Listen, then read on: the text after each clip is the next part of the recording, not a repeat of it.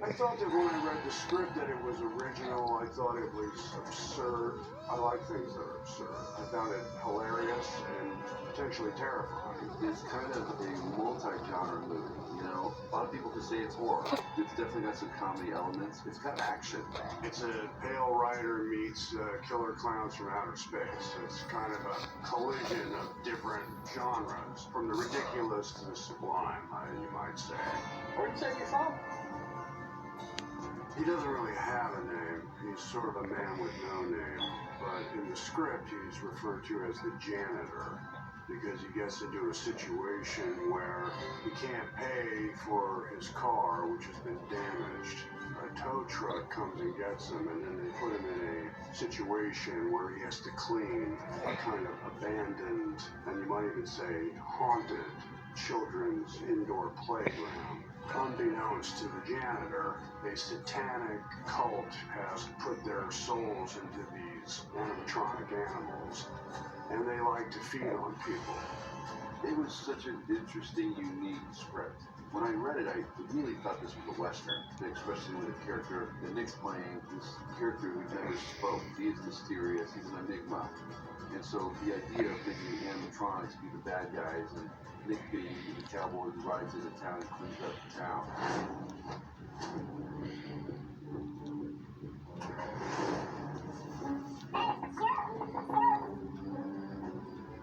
You're not safe in there. We gotta get you out. Liv is basically kind of like this fearless leader of the group of these teenage kids, and watching her parents be taken from her by these animatronics when she was very young, it was something that definitely traumatized her for the rest of her life. And now she basically just wants revenge. So Emily is the lead of the pack. She's very much the alpha of the entire crew. You want to go in there with those things? Are you high? I'll figure out how to get us out. You just figure out how to get us out once I do. We're going into this hoping that we're gonna get Emily out and leave. But it's gonna be fairly gruesome.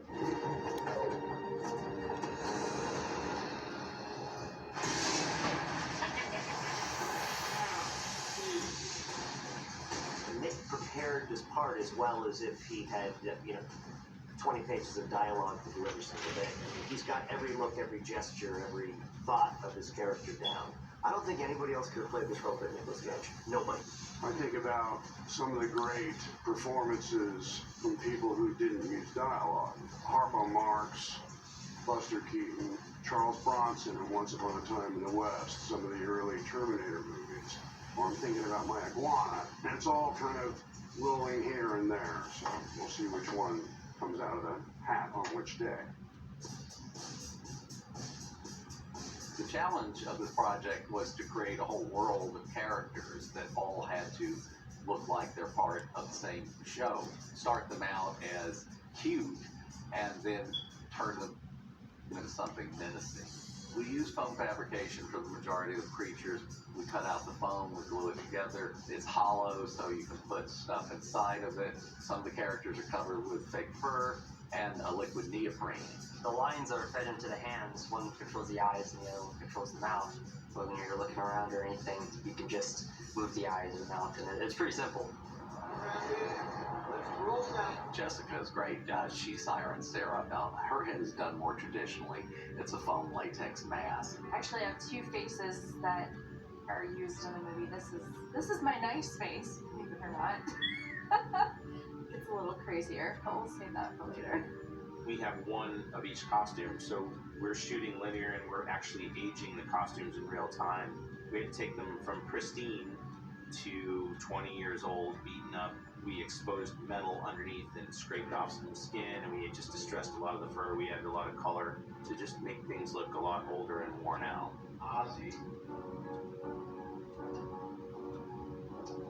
Ozzy is a full-size Bunraku or black art puppet, but instead of shooting in front of a black black screen or green screen, as most people would do. We're shooting him on the set with 2 operators in green suits, and then in post, the operators will be taken out. I play the role of Ozzy the Ostrich. He's got a snake-like neck, so when he's fighting with the janitor, he's able to swing his neck way out to the side and just have a really nice, fierce attack. Charlie, our stunt coordinator and choreographer, worked out a series of attacks for each of us. Doing creature suit work, you have a lot of limitations that you don't normally have going into a fight. You've got restricted vision. Sometimes you've got restricted breathing.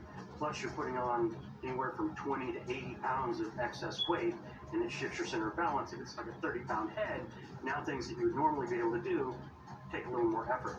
I see nothing. Zero. We react to cues. Like now. Flip. Turn. My hands come to the here, so if I have to throw a punch at you, I have to make sure I stop back here. And then when I put the actual head on, my visibility becomes knees and floors. Nick's got such a great sense of timing and distance. He does have a pretty deep martial arts background. And he's got a great understanding of how fights work, and was able to pick up the fights that first day. We go from a Filipino stick fight to a bare knuckles brawl to a Brazilian jiu-jitsu fight to a Japanese jiu-jitsu fight, and then to a fight that's kind of all of them put together. And then, like that, right?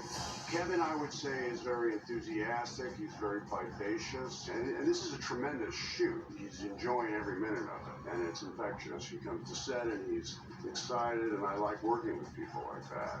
Kevin's dedication to this film is incredible. Everybody has this passion, and they're just leaving it all right here. If you're a fan of Nick Cage, this is just like a must-see. Nick is just on fire in this movie. I mean, nobody in this movie showed up and said, we're doing a crazy B movie.